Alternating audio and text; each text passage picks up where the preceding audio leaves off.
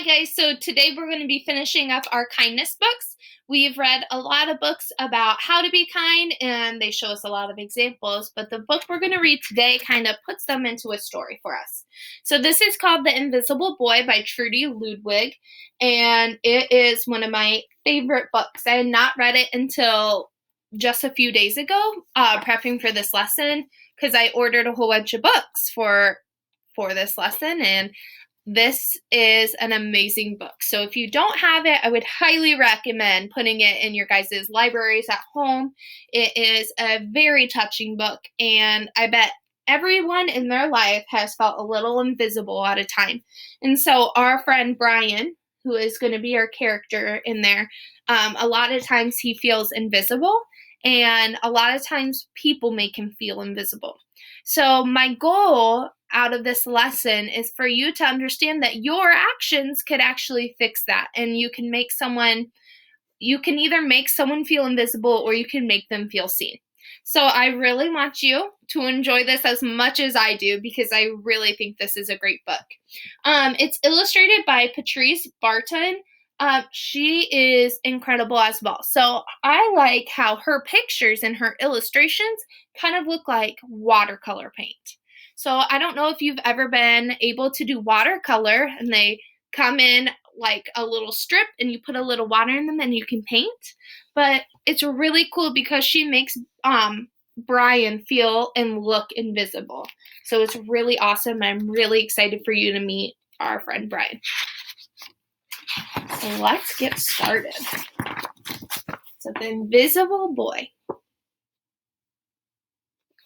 Let's see. I'm going to back it up and go this way so you can see it a little better. Can you see Brian, the invisible boy? Even Miss Carolty had trouble noticing him in her classroom. She's too busy dealing with Nathan and Sophie. Can you guess who Nathan and Sophie are in this picture? I like how she kind of made them highlighted. Kind of like Bob Graham. He would highlight a lot of things in his books. Nathan has problems with what Miss Carolty calls volume control. He uses his outside voice inside too much. Sophie whines and complains when she doesn't get her way. Nathan and Sophie take up a lot of space. Brian doesn't.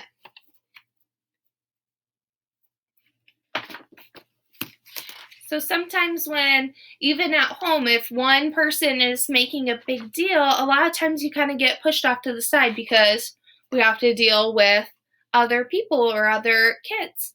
So sometimes that makes Brian feel invisible. When the bell rings for recess, Micah and JT take turns choosing friends for the kickball teams. The best players get picked first. Then the best friends of the best players get picked next. And then the friends of the best friends. Only Brian is left, still waiting and hoping. Look at his face. He's so excited, even though he's last.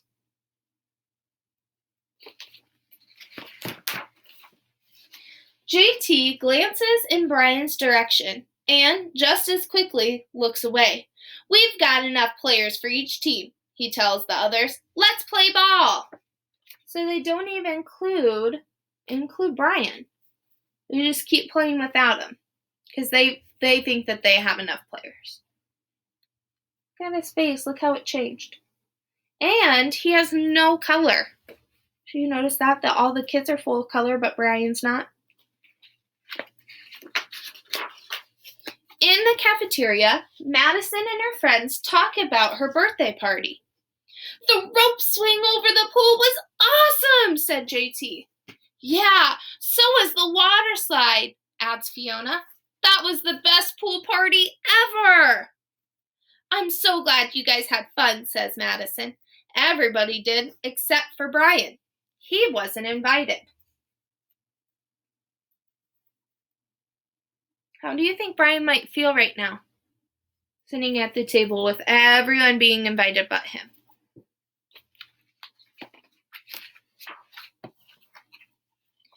At choosing time, while the other kids played board games and read, Brian sits in his table, doing what he loves to do best.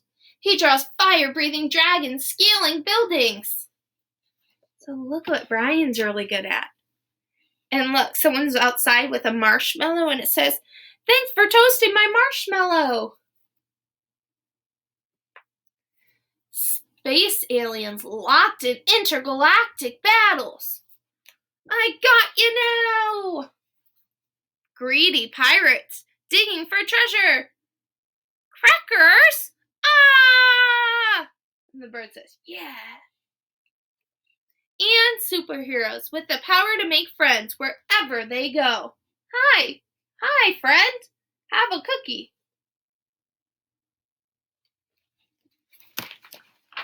So all his drawings have lots of color.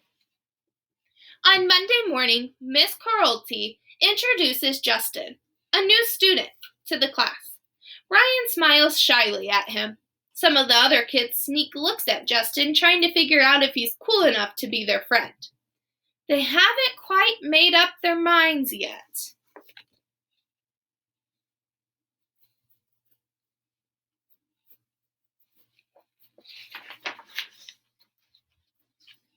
At lunch, Madison and JT watch Justin eat with chopsticks. "What's that?" asks Madison as she points to Justin's food. "It's belugi." "Baloo what?" "Belugi. It's Korean barbecue beef. My grandma made it for me. It's really good. Do you want to try some?" "There's no way I eat booger ghee." And the kids laugh. All of them, that is, except Brian. He sits there and wonders which is worse, being laughed at or made invisible. So they're all laughing at Justin because he eats different food.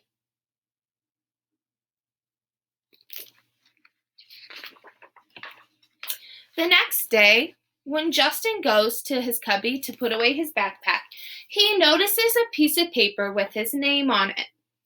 "Justin, I thought the belugi tasted good." It looked good. Brian, "Yum!" So I bet he would like to try some. Look, he even has his tongue up. How do you think that made Justin feel?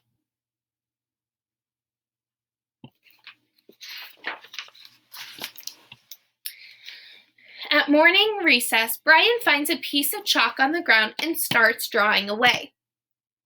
"You're Brian, right?" "Yeah." "Thanks for the note." "Hey, Justin," Emilio calls out from the tetherball court. "You're up next." "Sorry, I gotta go," says Justin. "By the way, that's a really cool drawing," he adds, before taking off. I want you to look at Brian. Do you notice anything that has changed? Look at his sleeves. Before he was all gray. Just keep watching. Back in class, Miss Carolty asked the kids to team up in 2s or 3s for a special project. The kids scurry around the room to pair off. Brian heads towards Justin. "I'm already with Justin," says Emilio. "Find someone else." Brian looks at the floor, wishing he could draw a hole right there to swallow him up. Mrs. Carolty said we could have up to 3 people in our group. We're only 2. Come on, Emilio. Let him work with us. Okay, I guess. Now look at his color. So, everyone found partners, and then Brian had no one. So he just wanted to crawl in a hole. He didn't even want to do this anymore. It's not fun when everyone has someone and you have no one. I bet he feels pretty lonely. But Justin is trying to involve him, and he's kind of giving him some color. Mrs. Carolty gives the class directions for the project. Your assignment is to work together to write a story about what you see in the photograph. Use your imagination and have fun. Whoa, cool, says Amelia. What kind of people do you think would live in a house like that? I don't know, but I bet Brian could draw them to go with our stories, said Justin. Brian smiles as he takes out his lucky pen.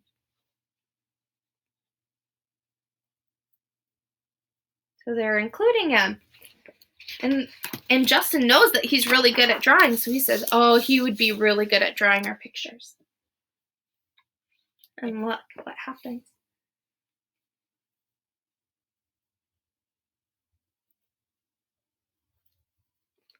Do you think that maybe Amelia was finding out that Brian's not that bad? That he might actually like Brian? I mean, Justin kind of did that, didn't he? It's lunchtime again, Brian's least favorite part of the day. After 20 long minutes of kids talking and laughing with everyone else but him. Brian! He hears someone shout, hey, Brian, over here! Brian turns and sees Justin waving him over. Emilio nods at Brian and makes him room for him at the table. So now they want him to sit with them at lunch because Brian didn't have anyone to sit with.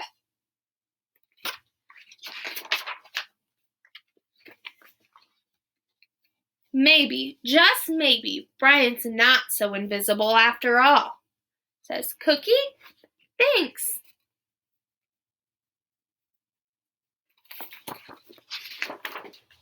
And that's it. So this was a really good book because you can either make the choice to make someone feel invisible or to really give them some color and really show them that they're worth it, okay? So try to see the good in everyone. That's a good lesson. So I hope you enjoyed this book. I really, really love it. I hope that you're choosing to make people feel very colorful and welcome when you talk to them. And I don't think you guys have a problem with that. You guys are all very kind and amazing. Okay, so I'm going to do another lesson and I'll see you guys later, okay? Bye.